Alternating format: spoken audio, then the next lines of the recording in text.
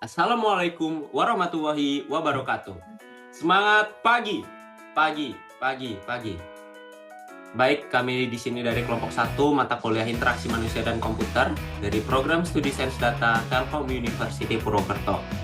Di video kali ini kami akan mempresentasikan seluruh step yang sudah kami lewati untuk membentuk sebuah proyek di mata kuliah Interaksi Manusia dan Komputer. Kami di sini menggunakan website TOS sebagai redesign dalam mata kuliah ini. Adapun anggota kelompok kami terdiri dari 3 orang, mulai dari saya, Rizal Wahyu Pratama dengan NIM 2311110029. Berikutnya ada saudari Hulika Malkan dengan NIM 2311111057. Dan terakhir itu ada Mikael Setiabudi dengan NIM 2311111033. Baik, di sini kita telah melewati 9 step, di mana saya akan mempresentasikan mulai dari step 1, yaitu memahami pengguna. Yang pertama kita lakukan adalah menganalisis dan melakukan evaluasi internal bersama tim kami yang terdiri dari 3 orang, yang mencakup gambaran umum dan permasalahan, user goals dan motivation, user pain points, konteks penggunaan, evaluasi situasi lingkungan dan user. Di mana di sini secara keseluruhan kita telah mengambil kesimpulan bahwa banyak sekali user yang sulit memahami navigasi ketika menggunakan website TOS ini. Di mana website TOS ini merupakan website untuk mengajukan beberapa berkas perkuliahan atau pendukung perkuliahan, serta dapat digunakan untuk mengajukan internship. Next. Nah, berikutnya kami sudah membentuk user persona setelah kita melakukan wawancara dengan user terkait. Karena kita tidak hanya dapat memahami dari perspektif kita saja, karena kita hanya 3 orang timnya, oleh karena itu kita memerlukan bagaimana sih POV dari user.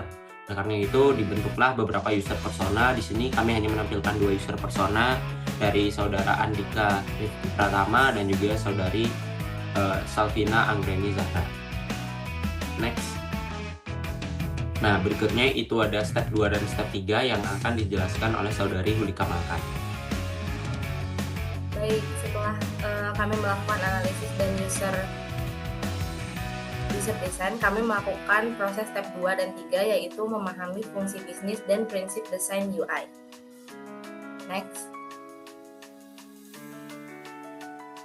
Jadi untuk fitur utama dari website TOS-nya ini ada beberapa. Yang pertama ada login mahasiswa yang terhubung dengan SSO. Kemudian ada fitur pilih jenis surat seperti pilihan jenis surat cover letter, dispensasi, magang, dan lain-lain. Next. Berikutnya ada fitur isi formulir pengajuan. Jadi itu tergantung dari surat yang ingin kita ajukan, apa saja yang perlu kita isi. Kemudian ada fitur proses administrasi. Nah, proses administrasi ini menunjukkan status suratnya sudah sampai mana. Ada yang approve, waiting, dan juga rejected. Kemudian ada fitur download surat. Jadi di fitur download surat ini, jika suratnya itu sudah approve, maka nanti akan otomatis kita bisa mendownload file PDF surat tersebut. Next. Nah, berikut ini adalah gambaran website TOS kami. Di sini ada dashboard dan juga menu-menu lainnya. Next. Selanjutnya untuk ekspektasi dan kendala mahasiswa dalam proses manual bisa dilihat dari tabel sebagai berikut. Untuk proses manual seperti yang kita ketahui, secara waktu pun itu lebih lama karena banyak sekali hal-hal yang harus dipersiapkan dan dilakukan secara offline. Mulai dari misalnya menentukan jenis surat, nanti kita harus datang dulu ke kampus, kemudian bertanya terlebih dahulu, baru habis itu kita mengeksekusi satu persatu. Setelah itu kita juga mengisi formulir manual, kemudian mengumpulkan dokumennya secara offline, kemudian mendatangani kantor admin. Setelah itu kita juga harus menunggu persetujuan terlebih dahulu, baru bisa kembali ke kampus untuk mengambil surat fisiknya. Next. Berikutnya, setelah kita menganalisis sedikit lebih dalam, kita lanjut membuat struktur menu, navigasi, dan tipe Windows sesuai dengan prinsip desain UI. Next. Yang pertama untuk justifikasi perubahan desain UI, Yang pertama, secara struktur menu ini tetap dipertahankan agar pengguna itu tidak perlu beradaptasi ulang, tetapi tetap mendapatkan pengalaman yang lebih kohesif, seperti menggunakan struktur menu hierarki untuk membantu pengguna menemukan fitur. Yang kedua, ada skema navigasi. Navigasi yang lebih sederhana ini membantu pengguna menghemat waktu dalam mencari fitur yang dibutuhkan. Dalam versi desain kelompok kami, setiap kali pengguna membuka kategori surat, seperti misalnya surat aktif mahasiswa, nah di menu tersebut itu akan memiliki efek highlight untuk memberitahu pengguna itu sedang berada di posisi apa. Breadcrumb navigation di bagian atas memastikan pengguna tidak tersesat saat menjelajahi fitur. Berikutnya ada tipe Windows yang digunakan. Di sini kami menggunakan primary Windows yang menjadi pusat interaksi utama sesuai dengan prinsip direct manipulation dalam IMK. Kemudian untuk secondary Windows-nya ini membantu mengurangi dalam tampilan utama dengan memisahkan informasi tambahan. Contohnya itu seperti notifikasi, jadi itu ada Windows-nya baru yang kecil. Kemudian ada pengurangan pop-up Windows sesuai dengan prinsip usability, di mana terlalu banyak pop-up dapat mengganggu alur kerja.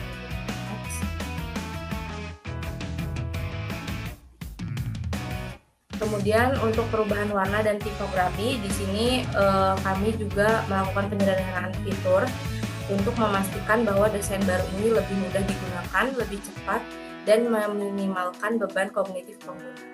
Nah, saat ini setelah selesai membuat surat, itu suratnya dapat langsung diklik dan akan mengarah langsung ke link download PDF dari surat yang telah kita ajukan. Nah, perubahan ini sesuai dengan prinsip minimizing user effort dalam interaksi manusia dan komputer, di mana setiap langkah itu dapat kita lakukan tanpa sadar. Kemudian ada peningkatan tampilan visual. Di sini kami menambahkan elemen visual berupa gambar kampus dan tidak putih semua gitu, sehingga dapat membantu menciptakan koneksi emosional dengan pengguna. Selain itu juga hal ini dapat meningkatkan engagement dan trust terhadap layanan. Next.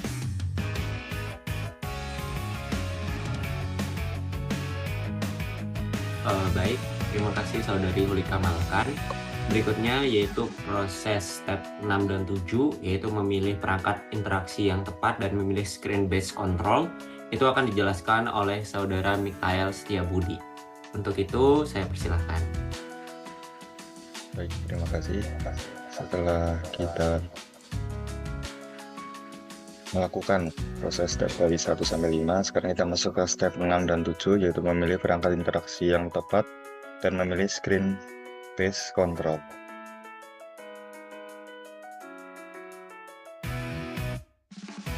Yang pertama itu kita ada jenis perangkat yang ada yaitu TOS, itu dalam bentuk website.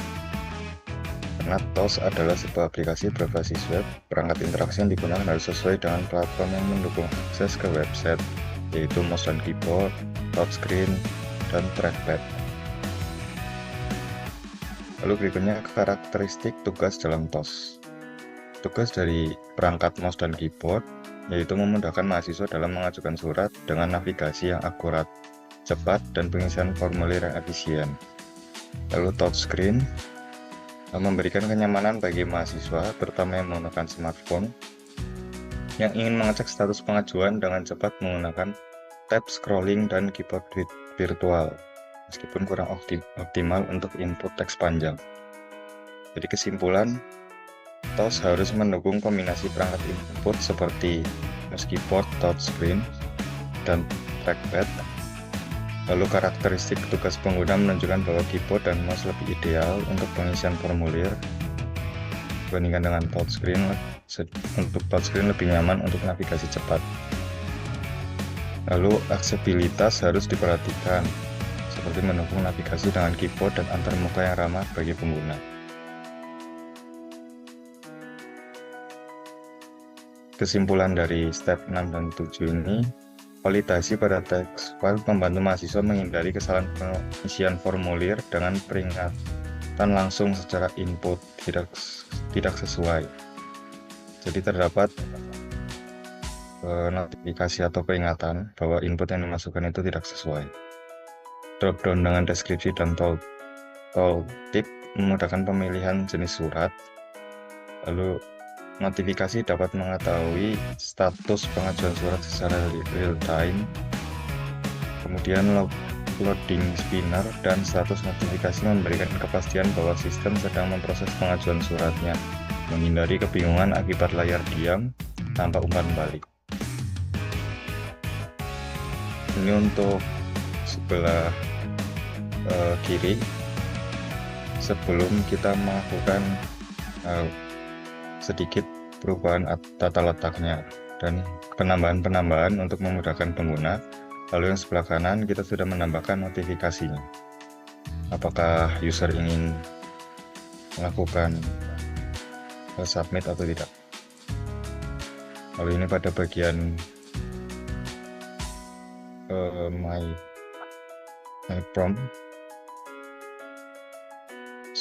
profile. Oke, ini pada bagian notification untuk sebelum itu website TOS asli dan sesudah kita modifikasi. Ini untuk user guide, dimana sebelumnya user guide TOS seperti ini dan sesudahnya kita tampilkan user guide-nya. Berikutnya ada proses step 8 dan 9, analisis desain teks, pesan, feedback, guidance, dan asisten. Ini untuk flowchart-nya, mahasiswa klik login, maka akan tampil berada, masuk ke menu surat, klik active letter, klik apply letter, submit, jika submit yes, jika batal maka klik no, logout, klik keluar. Ada justifikasi dan perbaikan desain UI. Untuk aspeknya, Covey sistem status, eksplorasi, kredibilitasi, dan UI control, user task, assistance, eksplorasi. Ini itu aja. Baik, langsung saja kita menuju ke storyboardnya. Di sini saya akan share screen.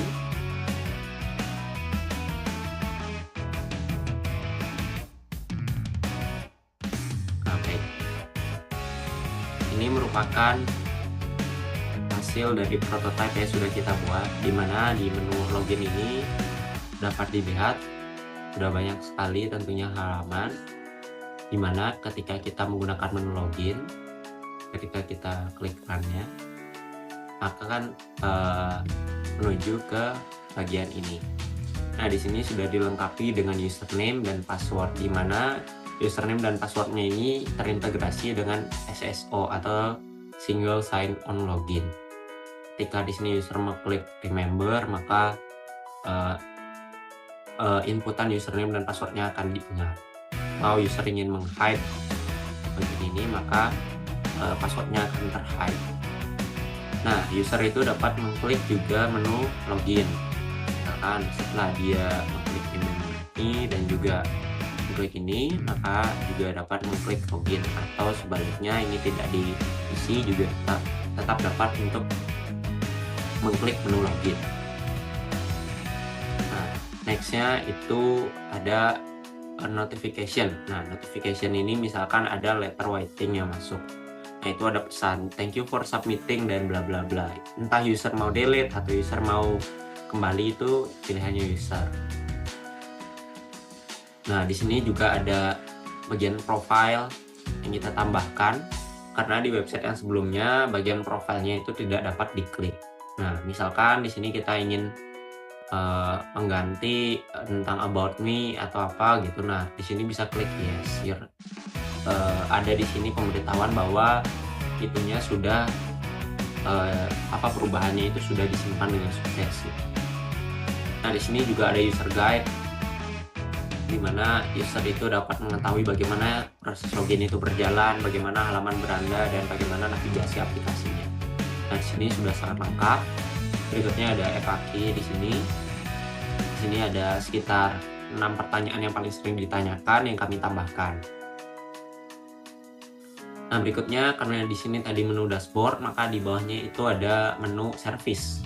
Nah, untuk bagian menu service ini tentunya ada banyak sekali jenis letter, mulai dari active letter, cover letter, dispensation letter, scholarship letter, statement of good conduct, dan juga competition assignment letter. Misalkan kita masuk ke cover letter. Nah, di cover letter ini ada lagi 3 tujuan gitu. Mulai dari for course, for research, maupun for internship. Misalkan kita masuk ke for course dan di sini ingin mengapply sebuah letter. Kita klik apply letter. Nah, di sini sudah ada nama dari profilnya tadi. Misalkan namanya Malkan Budi Pratama dengan NIM sekian, dengan majornya apa. Misalkan di sini majornya merupakan sastra mesin. Jadi tinggal tambah-tambahkan saja, ketik-ketikan saja. Ketika semuanya itu sudah diisikan dengan baik dan benar, maka user dapat melakukan submit. Di sini ada pesan lagi apakah semuanya informasinya itu sudah benar gitu, untuk memastikan pengguna mensubmitkan dengan benar informasinya. Ketika pengguna masih ragu, maka tinggal klik no. Nah, ketika misalkan di sini saya tidak jadi mengajukan surat, maka tinggal klik cancel. Nah, di sini juga ada pemberitahuan bahwa apa yang telah diinputkan itu tidak akan tersimpan. Maka misalkan saya klik yes. Nah, di sini ada pemberitahuan lagi bahwa sudah sukses di cancel. Nah, misalkan saya ingin mengapply lagi di bagian dispensation letter. Di bagian dispensation letter. Baik, nah di sini sama saja seperti tadi. Misalkan saya klik submit. Di sini ada informasi gitu, kayak pemberitahuan. Misalkan saya mensubmitnya. Nah, maka submitnya itu sudah sukses dan akan dikembalikan ke halaman dispensation letter. Nah, saya ingin menjelaskan di sini sudah sangat banyak sekali yang kami buat dari halaman-halamannya. Dan di sini untuk koneksi prototipenya dapat dilihat. Inilah koneksinya yang sudah kami buat. Di sini kami tidak membuat menu universal, melainkan menunya itu kami integrasikan di setiap halamannya. Nah, di sini kami membuatnya secara terstruktur. Menu login kami kumpulkan dengan menu login. Berikutnya menu dashboard, apa yang ada di dashboard itu kami satukan. Untuk di menu profil, itu profilnya juga kami satukan satu.